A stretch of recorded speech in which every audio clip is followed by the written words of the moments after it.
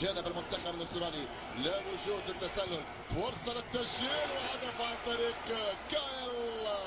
كايل صاحب اول هدف في تاريخ استراليا في نهائيات كاس اسيا، يفتتح باب التسجيل ويحرز اول اهداف المنتخب الاسترالي.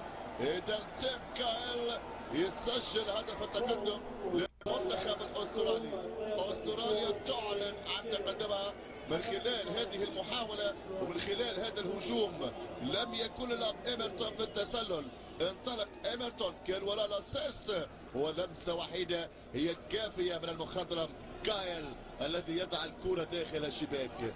إذا المنتخب الأسترالي يتقدم على حساب المنتخب الهندي. المنتخب الكندي هجوم لاستراليا، تسديد من بعيد وهدف ثاني. كرة كانت مركزة من هاري كيول تستقر داخل الشباك وهدف ثاني من بعيد. هاري كيول يسدد ويتمكن من خطف هدف ثاني. إذا النتيجة تتغير، المنتخب الأسترالي يتقدم بهدفين مقابل لا شيء. هاري كيول تشيرلي إيمرتون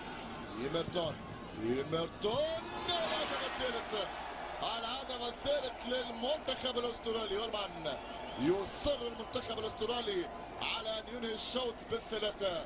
الهدف بوتشير في التنفيذ، كره مقوسه، هدف رابع عن طريق كايل.